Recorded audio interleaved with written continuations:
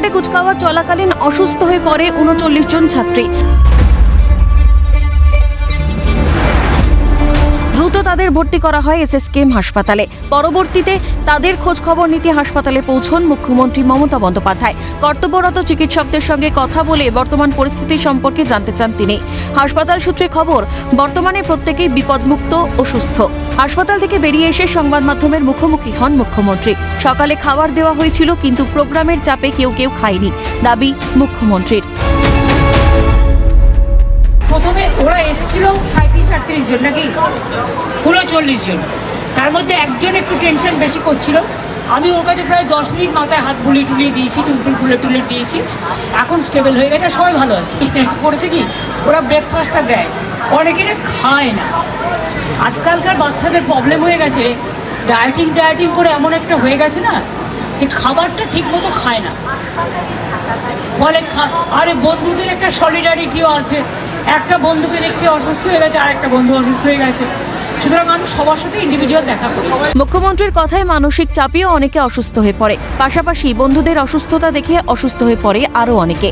চিকিৎসক থেকে নার্স প্রত্যেকেই যথাসাধ্য চেষ্টা করছে বলে উল্লেখ করেন মমতা বন্দ্যোপাধ্যায়।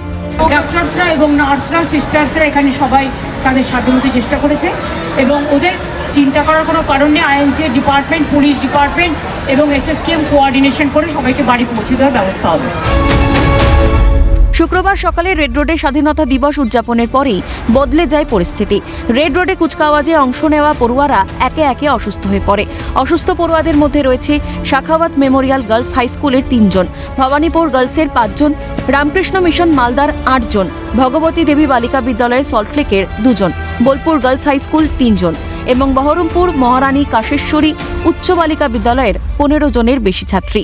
জল ওখান থেকে প্রোভাইড করা হয়। এখন কেমন আছে? ওরা এখন ভালো আছে, খবর পেয়েছি। তবে আশা করি ওখানে যেটা শুনলাম যে ওদের হুইল চেয়ার আর স্ট্রেচার দেওয়া হয়েছে। এবার আমাদের তো বাস অ্যালট করা আছে, সেই বাসে করে আমরা যাবো। একটু ওদের প্রেশারটা একটু লো হয়ে গেছে আর কি, অতিরিক্ত গরম ছিল সেই জন্য একটু মাথা ব্যথা হয়ে গেছে। 3 জন। ম্যাম এখন কেমন আছেন? এখন ভালো আছে, আমরা নিতে এসেছি ওদের। মুখ্যমন্ত্রী মমতা বন্দ্যোপাধ্যায় তিনি বলেছেন সেই সংখ্যাটা প্রায় 39। তার মধ্যে একজনের অবস্থা খানিকটা ক্রিটিক্যাল ছিল, যদিও তিনি এই মুহূর্তে স্থিতিশীল রয়েছেন। বেশিরভাগকেই কিন্তু ইতিমধ্যে চিকিৎসকরা সুস্থ করে তুলেছেন এবং তাদেরকে ছেড়ে দেওয়া হচ্ছে। হাসপাতাল সূত্রে জানানো হচ্ছে যে প্রায় সকলের অবস্থায় কিন্তু এই মুহূর্তে স্থিতিশীল রয়েছে। অপূর্ব দেবনাথের সঙ্গে রাজা সাহা, ক্যালকাটা নিউজ, কলকাতা।